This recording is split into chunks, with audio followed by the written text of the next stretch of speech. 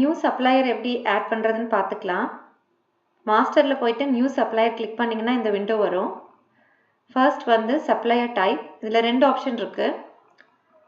Manufacturer, dealer or distributor or unregistered supplier. First option வந்து registered GST இருக்கிற டீலரோ டிஸ்ட்ரிபியூட்டரோ இல்லை மேனுஃபேக்சராக இருந்தால் இந்த ஆப்ஷன் நீங்கள் சூஸ் பண்ணிக்கலாம். அன்ரெஜிஸ்டர்ட் சப்ளையராக இருந்தால் இந்த ஆப்ஷன் சூஸ் பண்ணிக்கலாம். நெக்ஸ்ட் வந்து கம்பெனி நேம் என்டர் பண்ணிக்கிறோம்.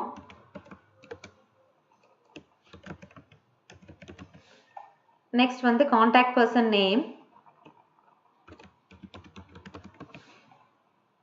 Address,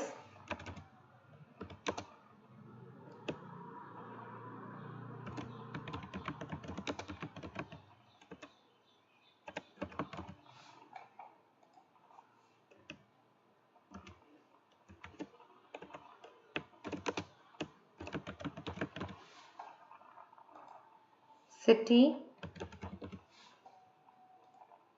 state and country. Next one is pin code. Pin code enter பண்ணிக்கலாம். அடுத்தது mobile number,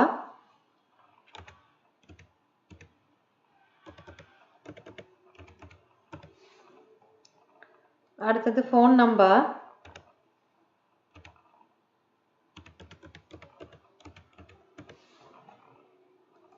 email address,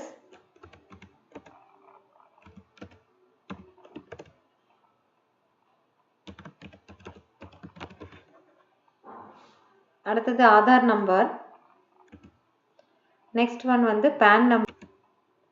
pan number enter பண்ணதுக்கப்புறமா ஜிஎஸ்டி நம்பர் எல்லாம் என்டர் பண்ணி முடிச்சதுக்கப்புறமா இந்த பர்டிகுலர் சப்ளையரை இங்கே சேவ் பண்ணிக்கலாம். ஜஸ்ட் போயிட்டு சப்ளையர் லிஸ்ட்டில் பார்த்தீங்கன்னா நம்ம என்டர் பண்ண நியூ சப்ளையர் வந்து காமிச்சிரும். ஸோ புனிதா இந்த சப்ளையர் பேர். ஸோ இந்த லிஸ்ட்டில் காமிச்சிருச்சு.